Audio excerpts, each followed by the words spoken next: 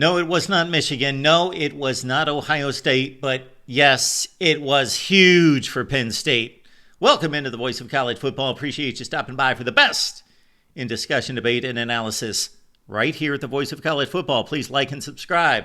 Penn State 33, USC 30. It took overtime at the LA Coliseum as Penn State bucked a Big Ten trend this season as teams have not been able to win by traveling at least two time zones. Just one win, that was Indiana at the Rose Bowl against UCLA in 10 tries, but Penn State got it done against USC, and they had to do it in comeback fashion. The Trojans took this one early with a couple touchdowns on the board in the first quarter with explosive plays. Woody Marks, unsung running back who has the all-time reception leadership in regards to running backs catching footballs in consecutive games, and on the ground, 20 carries for $111, and Woody Marks exploded for a couple long runs in the first quarter to lead USC to a couple touchdowns, and also Quentin Joyner, of course, had the big splash from 75 yards as USC did it on the ground and actually proved to be more capable running the football than Penn State was with Nick Singleton and Katron Allen, who had very pedestrian days for the Nittany Lions. So we had a 14-3 game based on all these explosive USC plays out of the gate. Desmond Stevens, the freshman, true freshman for USC, with a 14-3 lead, had an interception in which he just played the ball perfectly. So Danton Lynn tricking Drew Aller, bringing edge rushers, one edge rusher and one fill linebacker blitzer out of the blitz, deep into coverage. And if you looked at Stevens and how far he dropped to pick this one off and fool Drew Aller into a pick, bait him into an interception. Excellent play by him as he got the deep drop, the interception, and the return, and that led to a USC field goal at 17-3 at that point.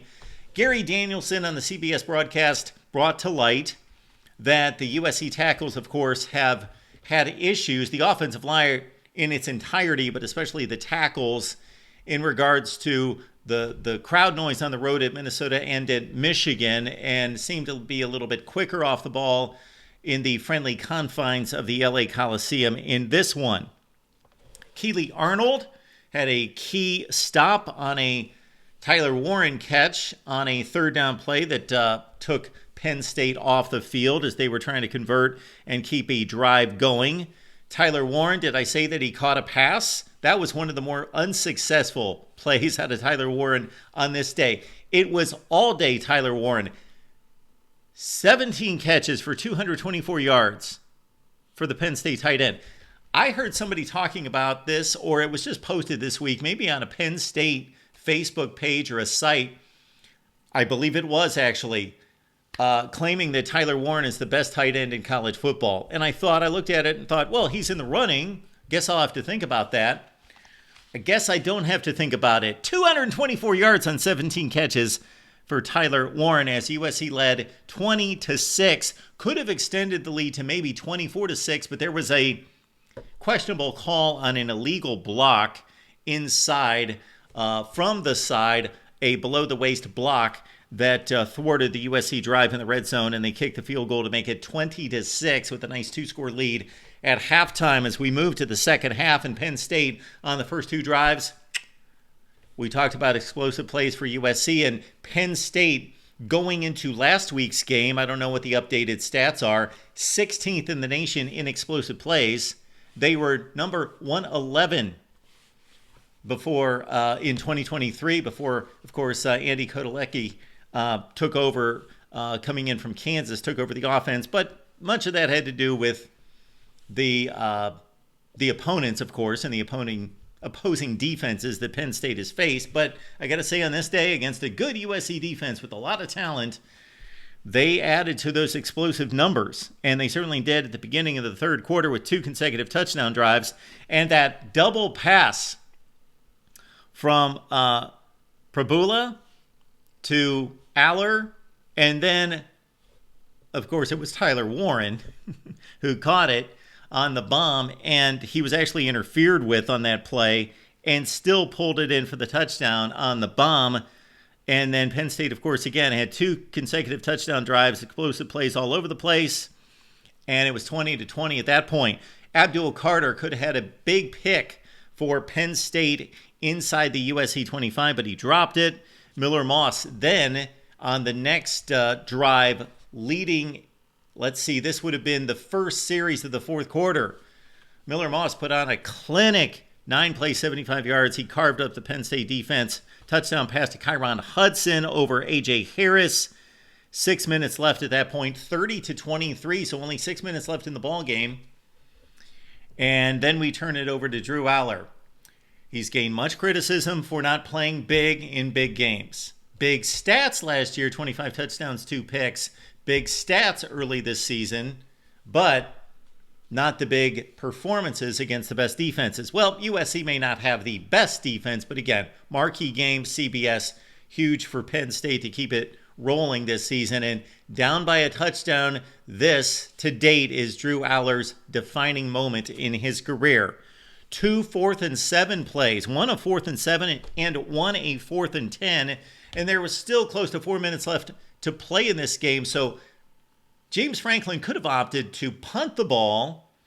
Penn State was around midfield. They were still in their territory. Or the risk is obviously you're down 7. You give up the football on the 4th down. And then USC's maybe only a first down away from going up by 2 scores with a field goal. But Drew Aller delivered. The first one, impressive to Julian Fleming, who had not had a great day, had a couple drops, had no receptions before that, and he pulled through. Then the next one on 4th and 10 was even more impressive because Drew Aller had to evade the rush and then threw across his body to Julian Fleming, who only had 2 receptions, and these were the 2 for all the damage that Tyler Warren did. Julian Fleming with the 2 biggest receptions of the day, 2 catches, 33 yards for him. And Drew Aller also had some key scrambles on this drive and throughout the game to keep some drives going. But it was Nick Singleton with the touchdown passes. He was the outlet receiver who got lost, and USC did not pick him up, and he just jaunted into the end zone. And we had a 30-30 game with 2:53 left in the game. Okay, USC got to midfield. They only needed 1 more completion.